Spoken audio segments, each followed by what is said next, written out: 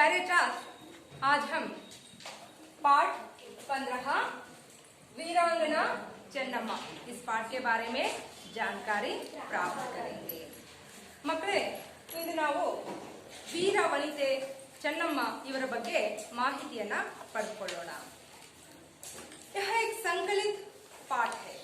ಇದು ಒಂದು ಸಂಕಲಿತ ಪಾಠವಾಗಿದೆ। ಅಂದ್ರೆ ಈ ಪಾಠವನ್ನ ಅಧ್ಯಯನ ಮಾಡೋದ್ರಿಂದ ನಾವು ಸ್ವಾತಂತ್ರ್ಯ ಹೋರಾಟಗಾರರಾಗಿ ತಮ್ಮ ಸರ್ವಸ್ವವನ್ನು ತ್ಯಾಗ ಮಾಡಿದಂತ ಅನೇಕ ಮಹಾನ್ ವ್ಯಕ್ತಿಗಳ ಬಗ್ಗೆ ಸ್ವಲ್ಪ ಮಾಹಿತಿಯನ್ನ ಪಡೆದುಕೊಳ್ಳಬಹುದು।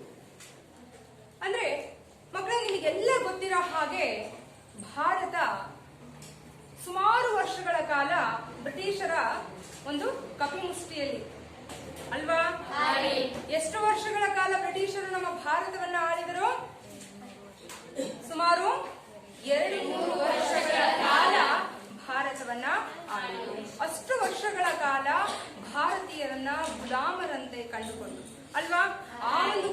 ಅವರ ಒಂದು ಕಪಿಮುಷ್ಟಿಯಿಂದ ಭಾರತವನ್ನ ಸ್ವತಂತ್ರಗೊಳಿಸುವುದಕ್ಕಾಗಿ ಅನೇಕ ಮಹಾನ್ ವ್ಯಕ್ತಿಗಳು ಕಷ್ಟಪಟ್ಟರು। ಅಂದ್ರೆ ತಮ್ಮ ಸರ್ವಸ್ವವನ್ನು ತ್ಯಾಗ ಮಾಡಿದ್ರು, ಅನೇಕ ಹೋರಾಟದಲ್ಲಿ ಭಾಗಿಯಾದರು, ಅನೇಕ ಸತ್ಯಾಗ್ರಹಗಳನ್ನ ಮಾಡಿದ್ರು ಅಲ್ವಾ? ಹಾಗಾಗಿ ಆ ರೀತಿಯಾಗಿ ಎಲ್ಲವನ್ನ ತ್ಯಾಗ ಮಾಡಿದರ ಫಲವಾಗಿ ಇಂದು ನಾವು ಸ್ವತಂತ್ರರಾಗಿ ಮೆರೀತಾ ಇದ್ದೀವಿ ಅಲ್ವಾ? ಅಂದ್ರೆ ಸುಮಾರು 1857ರ ಪ್ರಥಮ ಸ್ವಾತಂತ್ರ್ಯ ಸಂಗ್ರಾಮದ ನಂತರ ಬ್ರಿಟಿಷರು 1858ರಿಂದ 1947ರವರೆಗೆ ಆಳ್ವಿಕೆ ಮಾಡಿದಂತಹ ಕಾಲವನ್ನ ನಾವೇನಂತ ಕರಿತೀವಿ? ಬ್ರಿಟಿಷರ ಆಳ್ವಿಕೆಯ ಕಾಲ ಅಂತ ಕರಿತೀವಿ ಅಲ್ವಾ? ಅಂದ್ರೆ ಆಗ 1858ರಲ್ಲಿ ಈಸ್ಟ್ ಇಂಡಿಯಾ ಕಂಪನಿಯ ಬ್ರಿಟನ್ನಿನ ರಾಣಿ ವಿಕ್ಟೋರಿಯಾ ಅವರ ಆಳ್ವಿಕೆಯಿಂದ ಪ್ರಾರಂಭಗೊಂಡು 1900 ಎಷ್ಟರಲ್ಲಿ ನಮಗೆ ನಮ್ಮ ಭಾರತಕ್ಕೆ ಸ್ವಾತಂತ್ರ್ಯ ಸಿಕ್ಕಿದ್ದು? 1947ರವರೆಗೂ ಸುಮಾರು ಸುದೀರ್ಘವಾಗಿ 200 ವರ್ಷಗಳ ಕಾಲ ನಮ್ಮ ಭಾರತವನ್ನ ಆಳಿದೆ ಅಲ್ವಾ? ಹೀಗೆ ಅನೇಕ ಈ ಒಂದು ಸ್ವಾತಂತ್ರ್ಯ ಸಂಗ್ರಾಮದಲ್ಲಿ ಅಂದ್ರೆ ಆ ರೀತಿಯಲ್ಲಿ ಬ್ರಿಟಿಷರ ಕಪಿಮುಷ್ಟಿಯಲ್ಲಿರುವಂತಹ ಭಾರತವನ್ನ ಅವರ ಗುಲಾಮಗಿರಿಯಿಂದ ಹೊರಗಡೆ ತಂದು ನಮ್ಮೆಲ್ಲರನ್ನ ಸ್ವತಂತ್ರಗೊಳಿಸಬೇಕು ಅಂತ ಹೇಳಿ ಅನೇಕ ಪುರುಷರಷ್ಟೇ ಅಲ್ಲ, ಮಹಿಳೆಯರು ಸಹ ಏನ್ ಮಾಡಿದ್ರು? ಆ ಸ್ವತಂತ್ರ ಹೋರಾಟದಲ್ಲಿ ಬ್ರಿಟಿಷರಿಗೆ ಎದೆಗುಂದದೆ, ಅವರಿಗೆ ಹೆದರದೇನೆ, ಕೆಚ್ಚದೆಯಿಂದ ಅವರ ಜೊತೆಗೆ ವೀರಾವೇಶದಿಂದ ಹೋರಾಟ ಮಾಡಿ ಭಾರತಕ್ಕೆ ಸ್ವತಂತ್ರವನ್ನ ತಂದುಕೊಟ್ರು। ಅಂತಹ ವೀರ ವನಿತೆಯರಲ್ಲಿ ಚೆನ್ನಮ್ಮರವರು ಸಹ ಒಬ್ಬರು। ಇಂದು ಅವರ ಒಂದು ಚರಿತ್ರೆಯ ಬಗ್ಗೆ, ಕಿತ್ತೂರು ರಾಣಿ ಚೆನ್ನಮ್ಮರವರ ಜೀವನ ಚರಿತ್ರೆಯ ಬಗ್ಗೆ ನಾವು ಏನ್ ಮಾಡೋಣ? ಸ್ವಲ್ಪ ಮಾಹಿತಿಯನ್ನ ಪಡ್ಕೊಳ್ಳೋಣ। इस पाठ के बारे में जानकारी प्राप्त करने से पहले हम क्या करेंगे? इस पाठ में आए हुए शब्दार्थों के बारे में कुछ जानकारी प्राप्त कर लेंगे। तो आइए देखते हैं इस पाठ में कौन कौन से शब्दार्थ आए हुए हैं। ಸತ್ತಾಲೋಳು,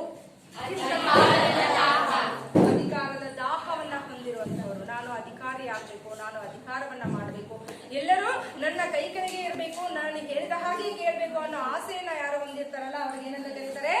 ಸತ್ತಾಲೋಳು ಅಂತ ಕರೀತಾರೆ। ಆಖೇಟ್, ಬೇಟೆ। ಹಿಂದೆ ರಾಜರೆಲ್ಲ ಏನ್ ಮಾಡ್ತಾ ಇದ್ರು? ಬೇಟೆ ಆಡೋದು ಸಹ ಒಂದು ಕಲೆ ಆಗಿತ್ತು ಅವ್ರಿಗೆ।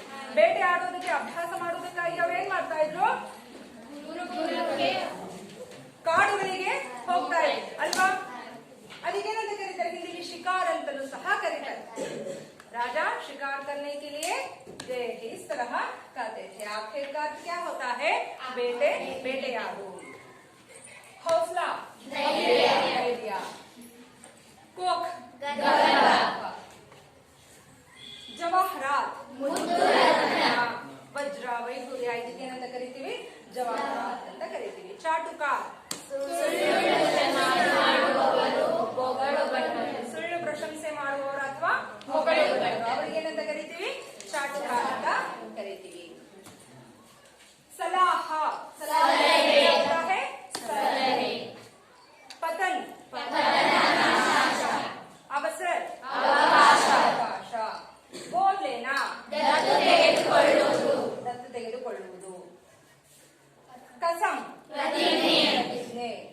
ಹಡಪ್ನ, ಕಿತ್ತುಕೊಳ್ಳುವುದು।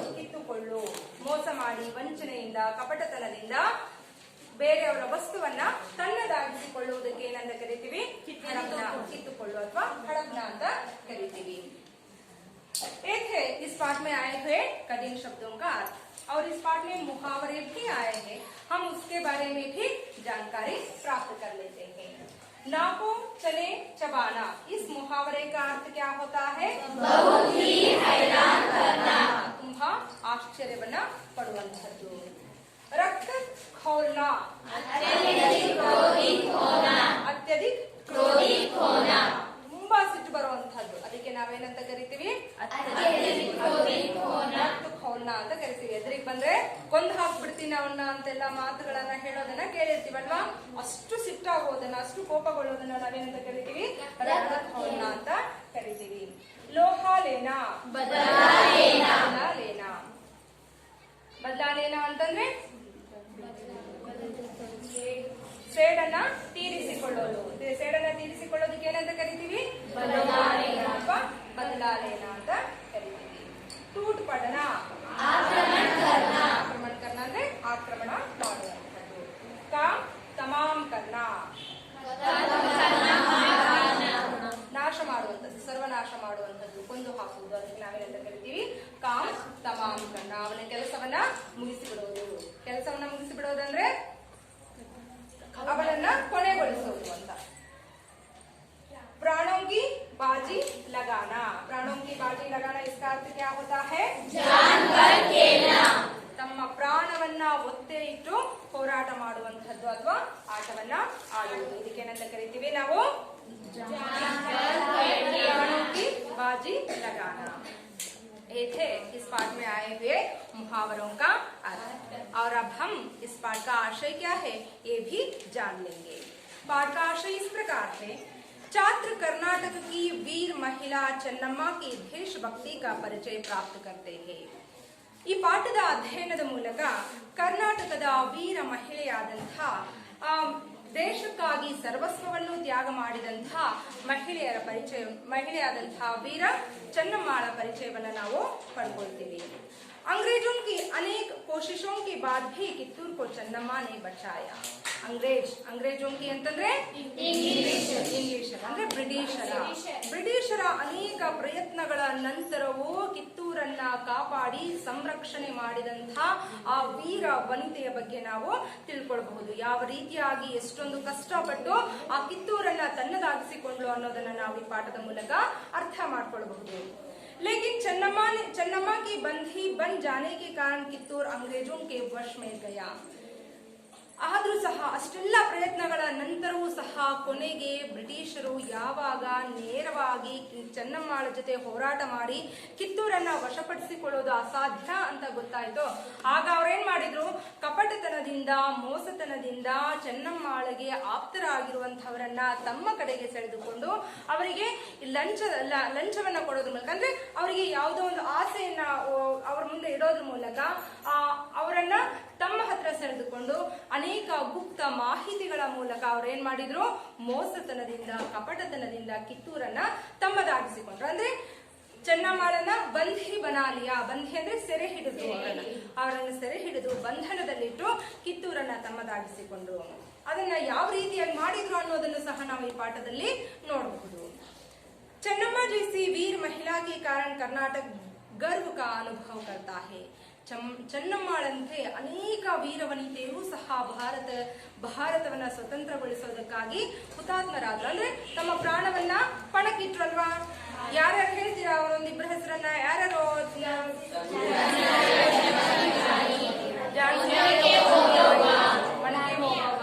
ರಾಣಿ ಅಬ್ಬಕ್ಕ, ಹೀಗೆ ಅನೇಕ ವೀರ ವನಿತೆಯರು ಸಹ ಭಾರತವನ್ನ ಸ್ವತಂತ್ರಗೊಳಿಸೋದಕ್ಕಾಗಿ ಸರ್ವಸ್ವವನ್ನ ತ್ಯಾಗ ಮಾಡಿದರು. ಬ್ರಿಟಿಷರ ಜೊತೆಗೆ ಪುರುಷರಿಗೆ ಸರಿಸಮಾನವಾಗಿ ಹೋರಾಟವನ್ನ ಮಾಡಿ ಭಾರತವನ್ನ ರಕ್ಷಣೆ ಮಾಡಿದಂತಹ ಕೀರ್ತಿ, ಸ್ವತಂತ್ರಗೊಳಿಸಿದಂತಹ ಕೀರ್ತಿ ಅವರಿಗೆ ಸಲ್ಲುತ್ತೆ. ಹೀಗೆ ಇಂಥ ವೀರ ವನಿತೆಯರು ನಾಳಿದಂತಹ ಭಾರತದಲ್ಲಿ ಜನ್ಮ ಪಡೆದಿರುವುದು ನಮ್ಮೆಲ್ಲರ ಸೌಭಾಗ್ಯ ಅಲ್ವಾ?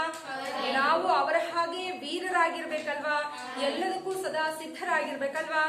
ಎಲ್ಲದಕ್ಕೂ ಅಂದ್ರೆ ದೇಶವನ್ನ ಅಭಿವೃದ್ಧಿ ಪಡಿಸೋದಕ್ಕಾಗಿ, ಒಳ್ಳೆಯ ಕೆಲಸಗಳನ್ನ ಮಾಡೋದಕ್ಕಾಗಿ, ಬೇರೆಯವರಿಗೆ ಸಹಾಯ ಮಾಡೋದಕ್ಕಾಗಿ ಅಲ್ವಾ? ನಾವಿಂದು ಸ್ವತಂತ್ರರಾಗಿದ್ದೀವಿ ಅಂದ್ರೆ ಅವರೆಲ್ಲರ ಬಲಿದಾನದ ಪ್ರತೀಕವಾಗಿ ಅಲ್ವಾ? ಅವರೆಲ್ಲರೂ ಬಲಿದಾನವನ್ನ ಮಾಡಿದ್ದಕ್ಕಾಗಿ ನಾವು ಸ್ವತಂತ್ರರಾಗಿದ್ದೀವಿ. ಇಲ್ಲ ಅಂದಿದ್ರೆ ನಾವು ಸಹ ಇನ್ನೂ ಬ್ರಿಟಿಷರ ಗುಲಾಮರಾಗಿ ಇರಬಹುದಾಗಿತ್ತೇನೋ ಅಲ್ವಾ? ಹಾಗಾಗಿ ಅವರೆಲ್ಲರ ಒಂದು ಬಲಿದಾನಕ್ಕೆ ನಾವು ಒಳ್ಳೆಯ ಹೆಸರನ್ನ ತರಬೇಕು ಅಂದ್ರೆ ದೇಶಕ್ಕಾಗಿ ನಾವು ಸದಾ ಏನೆಲ್ಲ ಮಾಡೋದಕ್ಕೂ ಸಹ ಸಿದ್ಧರಾಗಿರ್ಬೇಕು. ದೇಶವನ್ನ ಅಭಿವೃದ್ಧಿಯ ಪಥದತ್ತ ಸಾಗುವಂತೆ ನಾವು ಮಾಡಬೇಕು. ಪರೋಪಕಾರದ ಭಾವನೆಯನ್ನ ಹೊಂದಿರಬೇಕು. ಅಂದ್ರೆ ಇಂಥ ವೀರ ವನಿತೆಯರ ಹೆಸರನ್ನ ಕೇಳಿದಾಗ ನಮ್ಮ ಕರ್ನಾಟಕ, ನಮ್ಮ ಭಾರತ ಗರ್ವದಿಂದ ತನ್ನ ತಲೆಯನ್ನ ಎತ್ತುತ್ತೆ. ಇಂಥ ಮಹಾನ್ ವನಿತೆಯರಿಗೆ ಜನ್ಮ ನೀಡಿದ್ದೀನಿ ಅಂತ ಹೆಮ್ಮೆ ಪಡುತ್ತೆ. ಅಂಥ ನಾಡಲ್ಲಿ ನಾವು ಜನ್ಮ ಪಡೆದಿದ್ದೀವಿ ಅಂದಾಗ ಅವರ ಹಾಗೆ ಸಾಧನೆ ಮಾಡುವಂತಹ ಮನೋಭಾವವನ್ನ ನಾವು ಸಹ ಬೆಳೆಸಿಕೊಳ್ಬೇಕು. तो अब हम पाठ की जानकारी की ओर चलते हैं। तो आइए मैं पहले पाठ पढ़ती हूँ, आप अपने अपने किताब में देख लीजिए। पाठ 15 वीरांगना चन्नम्मा। 18वीं शताब्दी में सत्तालोलुप अंग्रेजों को नाकों चबाने वाली सर्वप्रथम भारतीय वीरांगना चन्नम्मा थी। चन्नम्मा का जन्म काकतीय वंश में सन 1778 में हुआ था। उनके पिता का नाम धूलप्पा देसाई और माता का नाम पद्मावती था। एक तो इकलौती, फिर रूपवती और स्वस्थ। चन्नम्मा शब्द का अर्थ ही है सुंदर महिला। उनकी शिक्षा दीक्षा राजकुल के अनुरूप ही हुई। घुड़सवारी, शस्त्रास्त्रों का अभ्यास, आखेट आदि युद्ध कलाएं उन्हें अपने वीर पिता से प्राप्त हुई।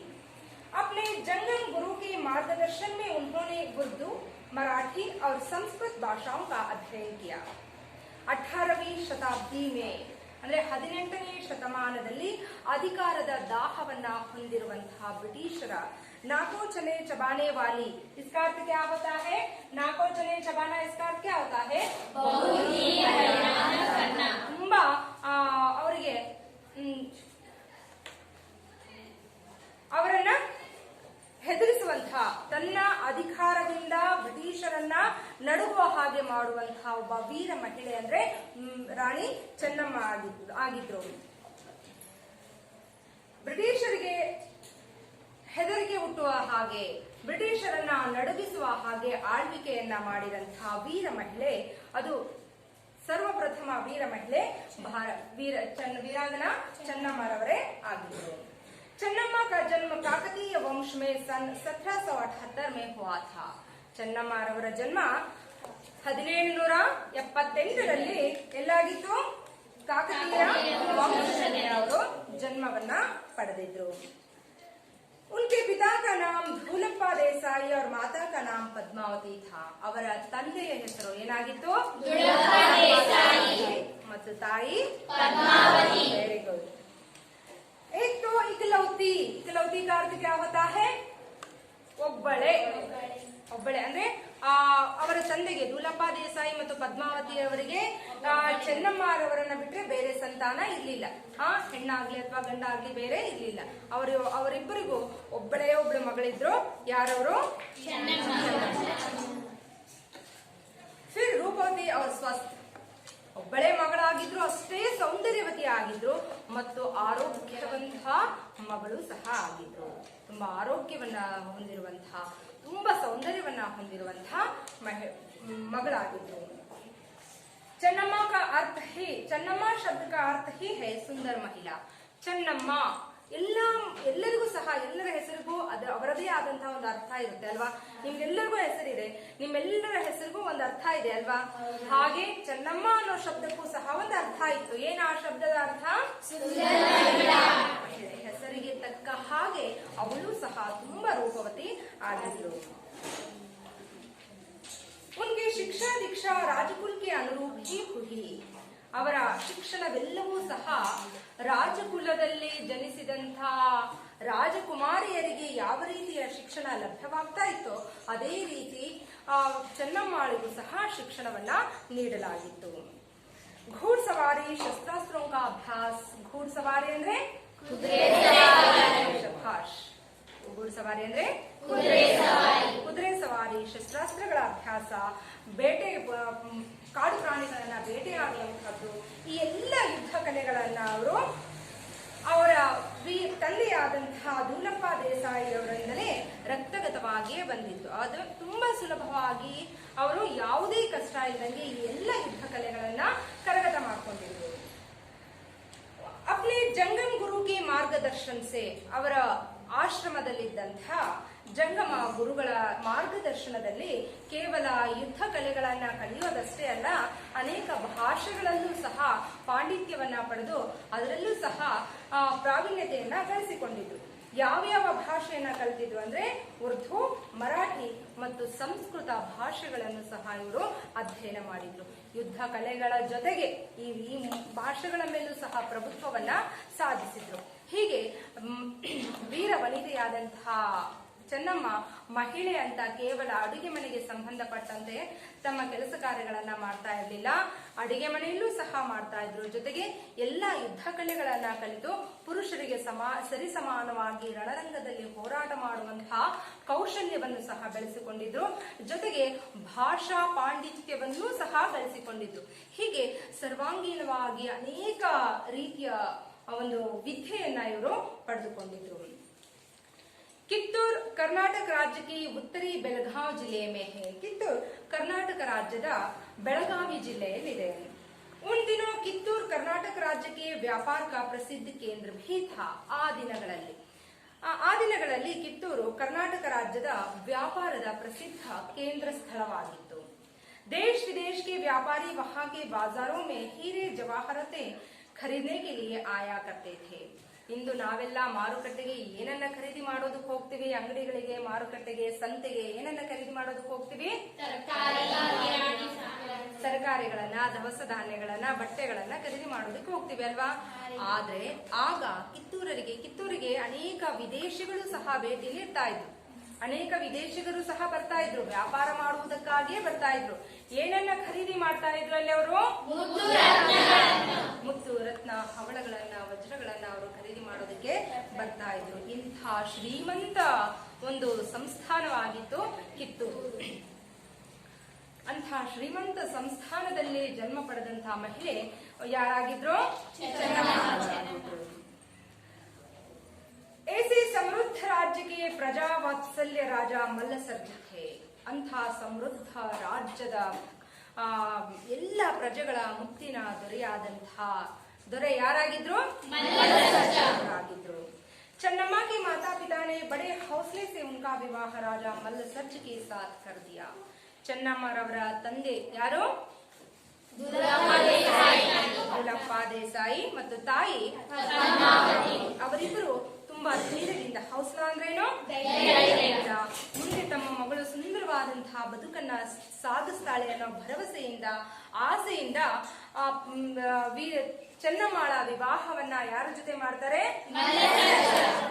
ತುಂಬಾ ಶ್ರೀಮಂತ ರಾಜ್ಯವಾದಂತಹ ಪ್ರಜಾವಾತ್ಸಲ್ಯ, ಪ್ರಜೆಗಳನ್ನ ತುಂಬಾ ಪ್ರೀತಿಯಿಂದ ಮಕ್ಕಳಂತೆ ಕಾಣ್ತಾ ಇರುವಂತಹ ಅವರೆಲ್ಲ ಕುಂದುಕೊರತೆಗಳನ್ನ ಕ್ಷಣ ಮಾತ್ರದಲ್ಲಿ ದೂರವಾಗಿಸ್ತಾ ಇದ್ದಂತಹ ಸಾಮ್ರಾಟ ಯಾರು?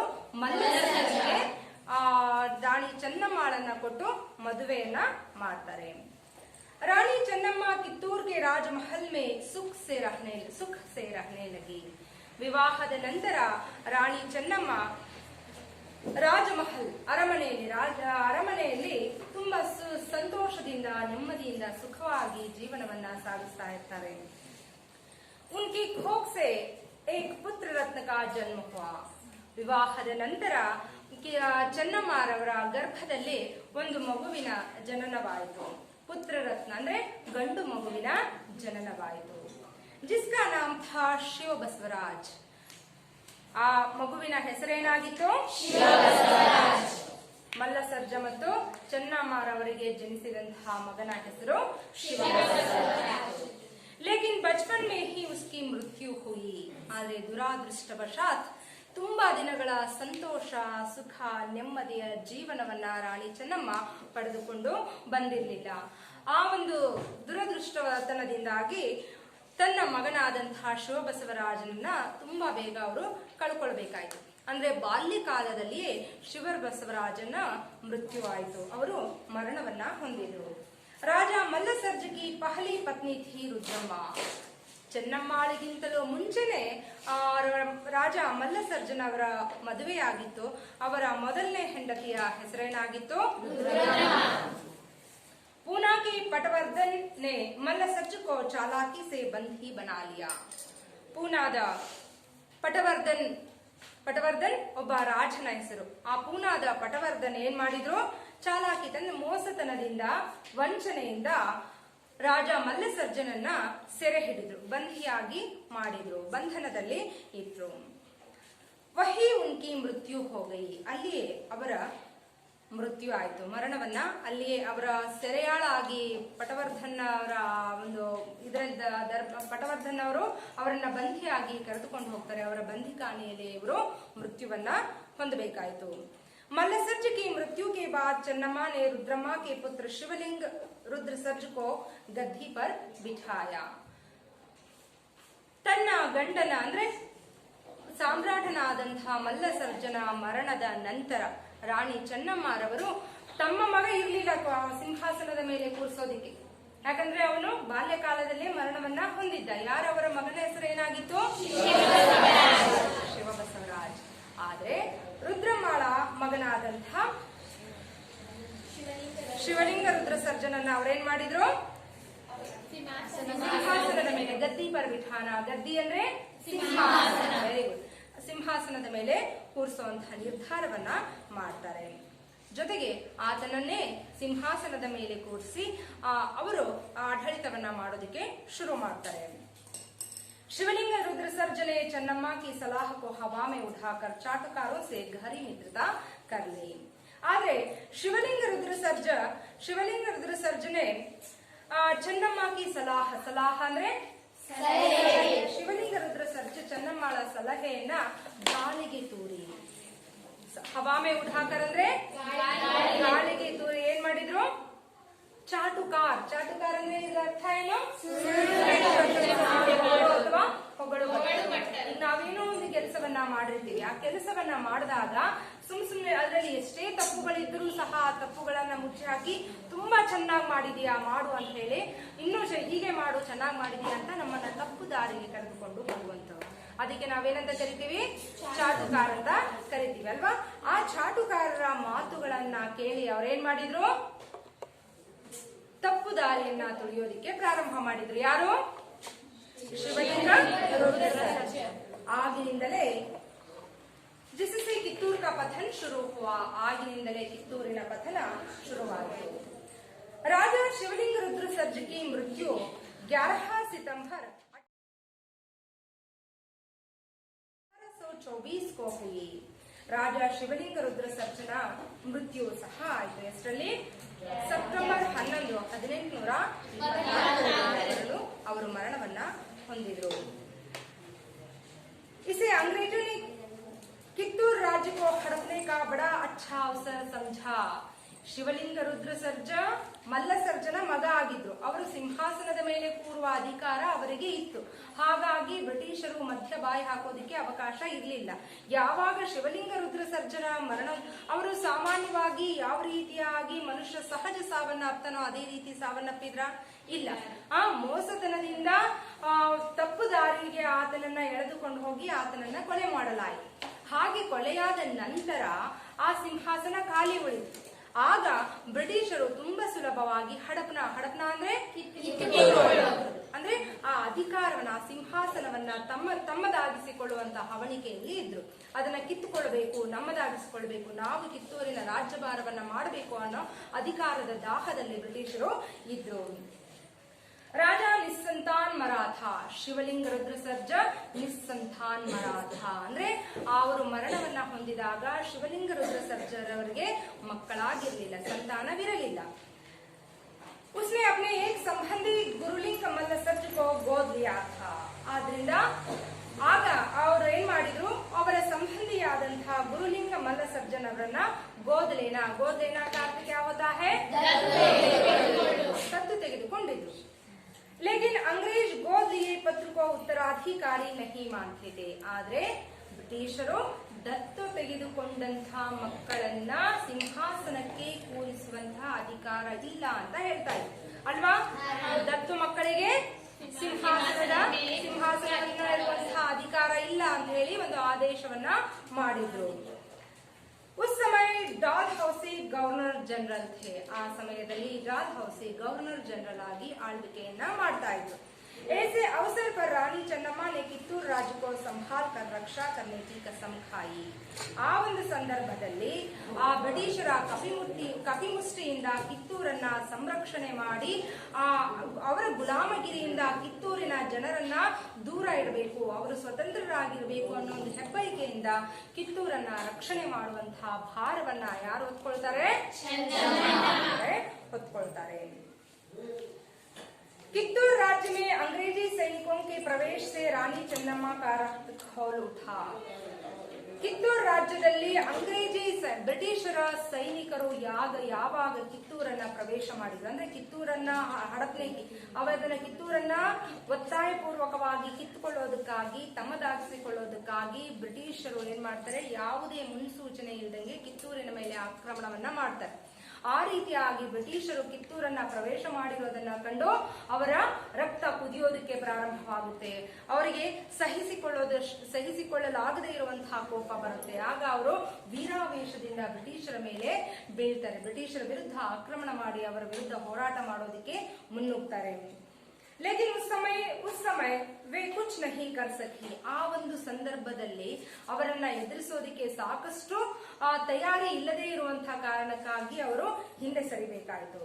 अंग्रेजों से लोहा लेने के लिए उन्होंने भीतर की भीतर तैयारी आरंभ कर दी.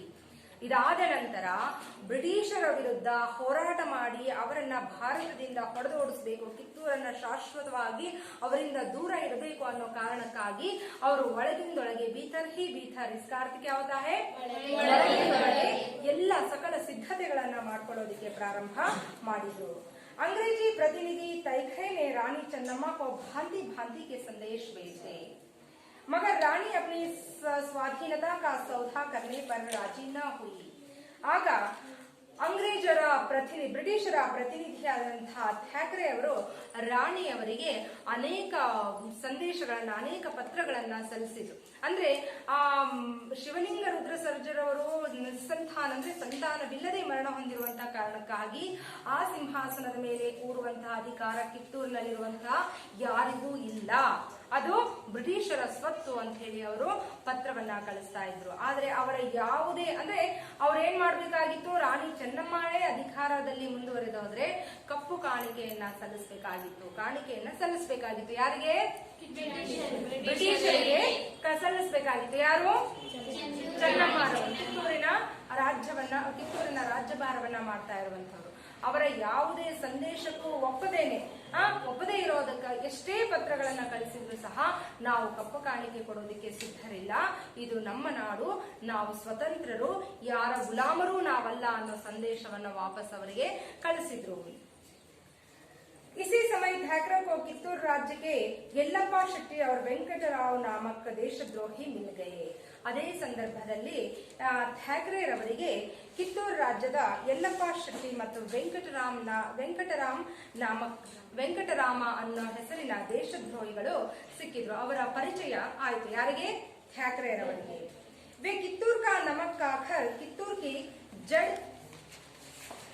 जड़ खोलने में ಲಗೆ ಹುಯೆ थे. ಕಿತ್ತೂರಿನ ಉಪ್ಪನ್ನೇ ತಿಂದು ಕಿತ್ತೂರಿಗೆ ಮೋಸ ಮಾಡ್ತಾ ಕಿತ್ತೂರನ್ನ ನಾಶ ಮಾಡಬೇಕು ಅನ್ನೋ ಹವಣಿಕೆಯಲ್ಲಿ ಇದ್ರು.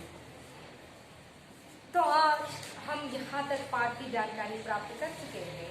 कल की पाठ में देख लेंगे ये येल्लप्पा शेट्टी और वेंकटराव किस तरह कित्तूर के नमक खाकर कित्तूर के लिए किस तरह विनाश का संदर्भ को लाते हैं, किस तरह विनाश करते हैं, ये कल की पाठ में देखेंगे. तब तक के लिए छात्रों आप सभी को धन्यवाद.